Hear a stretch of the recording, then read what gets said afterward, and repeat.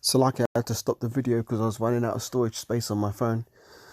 But back to what I was saying, and the point is that spirits are active whether you're aware of them or not. So I'll just wrap this up because I've been, this is a long lesson, but hopefully it's edifying. My point is that when people walk past these adverts, they consciously don't register it because it's non-threatening, it's white, it's got these cool colors, it seems safe, all right? So they don't register it on that level. But what happens is psychologically, on this in their subconscious, these words are registered, and it says pay with the wallet you're already holding. Then what happens is, so this is imprinted on your subconscious, right? But then you have spirits around you which you can't perceive most times, but they'll be repeating this phrase, and they'll be saying pay with the wallet that you're already holding, pay with the wallet that you're already holding, pay with the wallet that you're already holding. And they'll constantly, just because these demons don't have to sleep, you have to sleep, right? But these demons will constantly be saying pay with the wallet you're already holding. Or what's the other one? Your wallet is already on your wrist, your wallet is on your wrist, your wallet is on your wrist, your wallet is on your wrist. So now when you go to the shop, right, and you pick up whatever it is you're going to buy, let's say you go into the supermarket, you're going to buy a chocolate cake or a drink or something, right? You go to the till point and the demon's whispering to you, your wallet is already on your wrist, your wallet is already on your wrist. And you're thinking, oh, let me go in my pocket and pull my wallet out. Then what does the demon say? Your wallet is on your wrist. Oh, my wallet is on my wrist. Tap with the Apple Watch you've paid. So that's just one instance. But what happens when that happens constantly, day after day after day after day? What's going to happen? This is how people become psychologically conditioned into taking certain actions. So therefore, you can see that this is leading up to the eventual implementation of the MOTB, because it's not just Esau coming out and saying, oh, we've got this microchip, take it. There are demons and spirits at work. Their whole purpose is to deceive you into taking it. Now, this is what I'm saying, man. I'm gonna have to do more lessons going into spiritual stuff, because brothers need to be aware of this. Brothers need to be up on game to be able to perceive. That's a spirit talking. That's not me. Where's that voice coming from? You know, but a lot of brothers don't realize. And they'll do certain things or take certain actions thinking that it was their own thought or their own intention. But somewhere along the line, they've been deceived and fallen for the okie doke and taken a certain action which leads to a certain consequence. Now, God forbid any of you or myself get deceived into taking the mark. But that's the big game plan. That's the one to watch for. You know what I'm saying? And we've got to be on our watch. Hence why I'm doing videos such as this, where it might sound repetitive. Oh, he's going over these color theories, or he's going over, you know, these psychological things, where he keeps saying about Revelation 13:16. Well, yeah, we've got to be repetitive, man, because the demons are repetitive. And they don't need to sleep. As I said, look, the demons don't need to sleep. They'll be working on your mind and your subconscious all throughout your day. Then when you go to sleep at night, what are they doing? The scriptures say, let me get it. Let me not roughly paraphrase it. Let me get it.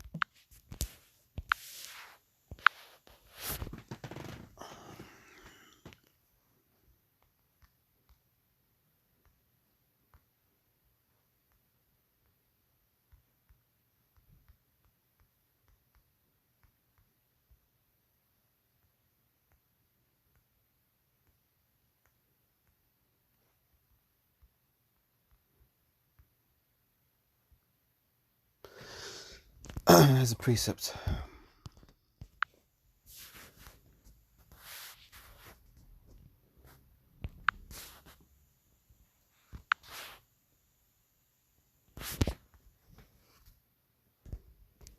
This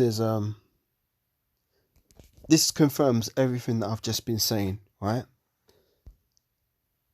For the Most High speaketh once, yea twice, yet man perceiveth it not. Right, so that means that the Most High is speaking, right? Does that mean the Most High himself is speaking directly to men? No, because Yahweh doesn't deal directly with us. He's not dealing with us. we all have to go through Yahweh Shai. Now, is not Yahweh Shai ruler over every spirit? Well, what does that mean? All the spirits have to answer to Yahweh Shai, and ultimately they have to answer to Yahweh. So Yahweh Shai has command over these spirits and these demons, right? And they all answer to him.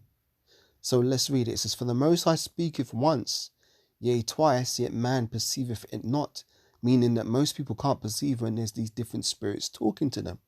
It says, "In a dream, in a vision of the night, when deep sleep falleth upon men, in slumberings upon the bed, then he openeth the ears of men, and sealeth their instructions, that he may withdraw man from his purpose, and hide pride from man." So, as I said, these demons will be whispering to you throughout your day. Sometimes you might actually hear them. Most times people won't, depending on how sensitive you are in the spirit. Or they can even speak through people too. But look, I'm going to have to go into that in another lesson, because I'm talking about too many things. I don't want to seem like I'm jumping all over the place, trying to keep it quite simple and linear. But this is a deep topic, right? There's another precept, right? Going to bring this out.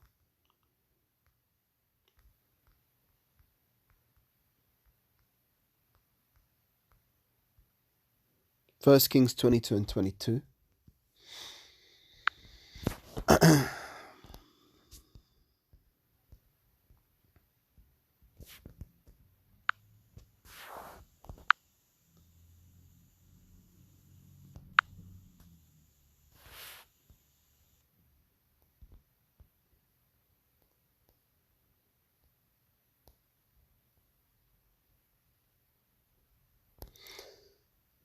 First Kings 22, starting in verse 19, it says, "And he said, Hear thou therefore the word of Yahweh. I saw Yahweh sitting on his throne, and all the host of heaven standing by him on his right hand and on his left." So the vision was that the Most High was sitting on his throne, and he had the armies of heaven, which would be the angels, standing on his right hand and on his left. So those standing on his right hand would be the righteous, and on the left would be the wicked, right? So the Most High controls both sides of the spectrum, both good and evil. And Yahweh said, "Who shall persuade Ahab that he may go up and fall at Ramoth Gilead?" And one said on this manner, and another said on that manner. So there was a council, and the Most High was saying to the angels, so who's going to persuade Ahab to die at Ramoth Gilead?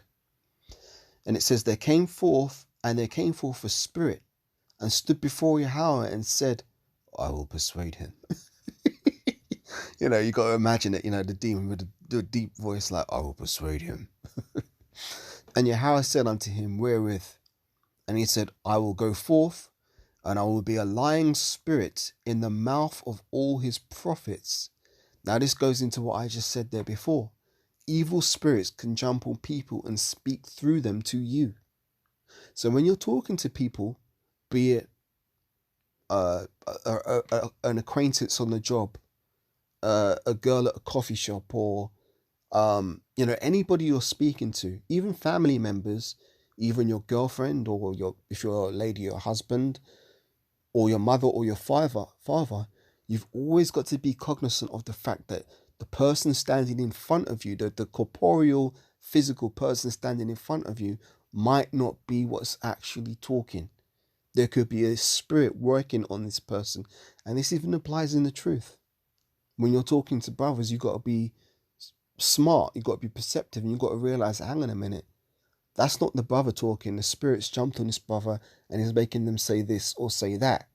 So you've got to be smart, because I'm not saying that the brother's wicked. They might not be wicked, but it's just a spirit might take over for a second, be it good or for evil, because good spirits can speak through people too, as well as evil spirits can speak through people. But it's up to you. You've got to be discerning. I should say it's not up to you. It's down to you to be discerning, to know, okay, this is this person talking, or that's an evil spirit speaking through them, right? So it says, 23. Now therefore, 22, Salaki, it says, And Yahweh said unto him, wherewith? And he said, I will go forth, and I will be a lying spirit in the mouth of all of his prophets. And he said, thou shalt persuade him and prevail. Also, go forth and do so. Now therefore, behold, Yahweh had put a lying spirit in the mouth of all these prophets, and Yahweh have spoken evil concerning thee. So that's going back to the point of what I was saying, that spirits talk, and they don't sleep, and they don't rest. And if their purpose is to deceive you, you've got to be careful, because they might be successful. If you're not up on your game and you're not watching and using the precepts to combat these things, because that's how you look, man. Fasting, prayer, and precepts. FPP, fasting, prayer, precepts. That's how you battle these demons, man. You done with FPP? Yeah, you know me. Might start using that from now on. Yeah, so that's the point, basically. So Esau's pushing hard, and the evil spirits that are working with him are pushing hard too. So you got to be up on your game and not fall for the okie doke. So let's close this out again with Revelation. That's the point. It says, Revelation 13, starting at 16 on down. And it says, and he causeth all, both small and great, rich and poor, free and bond, to receive a mark in their right hand or in their foreheads, and that no man might buy or sell, save he that had the mark, or the name of the beast, or the number of his name. Here is wisdom. Let him that have understanding count the number of the beast, for it is the number of a man, and his number is 666. Going into the 14th chapter, verse 9, Revelation 14 and 9, it says, and a third angel followed them, saying with a loud voice. See, this is the spirit. On the right hand side, if you're in the spirit, you hearken unto this voice, and not the deceiving spirit to take the mark. It says, and the third angel followed them, saying with a loud voice, if any man worship the beast and his image, and receive his mark in his forehead or in his hand, the same shall drink of the wine of the wrath of the Most High God, which is poured out without mixture into the cup of his indignation, and he shall be tormented with fire and brimstone in the presence of the holy angels and in the presence of the Lamb. And the smoke of their torment ascendeth up for ever and ever, and they have no rest day nor night, who worship the beast and his image, and whosoever receiveth the mark of his name. Here is the patience of the saints. Here are they that keep the commandments of the Most High God and the faith of Yahweh Shai. So that's the lesson. I've said a lot, but Lord, when it's edifying. So, as always, giving all praises, honor, and glory unto Yahweh, Bahashem Yahweh Shai, Bahashem Agakadash. Double honors unto the elders and apostles of Great Millstone that rule well. Shalom to the Archim that are teaching this word with faith and truth and sincerity. And that's the end of this one, and I'll catch you on the next Lord willing. Shalom for now, and a Baba Bol, and Kwame Shalom. Shalom.